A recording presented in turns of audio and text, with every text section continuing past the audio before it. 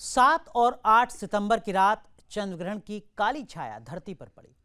तब ज्योतिषाचार्यों ने भविष्यवाणी की थी, कहीं युद्ध होगा, कहीं बाढ़ आएगी, कहीं सत्ता की उलटपलट होगी। महज 4 दिन के अंदर दुनिया भर में बहुत कुछ ऐसा हो चुका है जिससे लगता है कि ज्योतिषाचार्यों की भविष्यवाणी सच होने लगी है। नेपाल से लेकर फ्रांस तक, एशिया से लेकर यूरोप तक कोहराम मचा हुआ है। सवाल है, इस भूचाल के पीछे क्या सच में ग्रहों के बदला हुआ गणित है?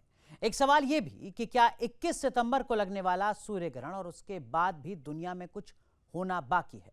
इस खास शो में आज बात इसी मुद्दे पर, और इस मुद्दे पर बात करने के लिए हमारे साथ 4 खास मेहमान, देश के जाने माने ज्योतिषाचार्य हमारे साथ गिरीश पारीख जी हैं, हमारे साथ डॉक्टर नीति जुड़ रही हैं, हमारे साथ पंडित राजकुमार शास्त्री जी हैं ज्योतिषाचार्य, और हमारे साथ डॉक्टर अरविंद त्रिपाठी हैं। आप चारों का बहुत बहुत स्वागत है। इस सूर्य ग्रहण का क्या कुछ असर हो सकता है, और क्या वाकई ग्रहों की चाल सामान्य है या कुछ असामान्य स्थिति नजर आ रही है, ये आपसे समझेंगे। डॉक्टर नीति, सबसे पहले नेपाल की बात मैं करता हूँ। नेपाल में जो कुछ हुआ उसकी कल्पना शायद ही किसी ने की होगी कि इतने कम वक्त में इतने व्यापक तरीके से हिंसा होगी, तख्ता पलट हो जाएगा, नेताओं को देश छोड़कर भागना पड़ेगा और स्थितियां बदल जाएंगी। क्या इसका कोई कनेक्शन ग्रह की चाल से है, चंद्र ग्रहण या सूर्य ग्रहण से है?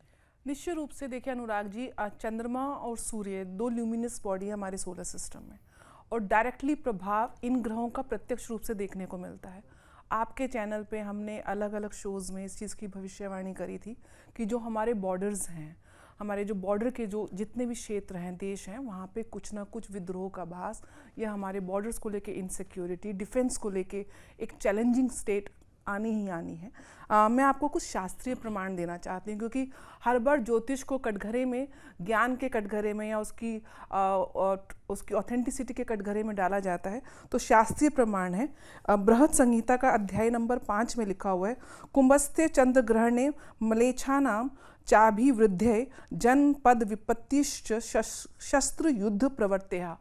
इसका अर्थ है, यदि चंद्रमा का ग्रहण कुंभ राशि में हो तो मलेच्छ यानी कि विदेश या विद्रोही या विदेश में विद्रोह का आभास, ऐसी शक्तियां बढ़ जाती हैं, देश में विपत्ति आती है और युद्ध या संघर्ष की प्रवृत्ति तीव्र हो जाती है।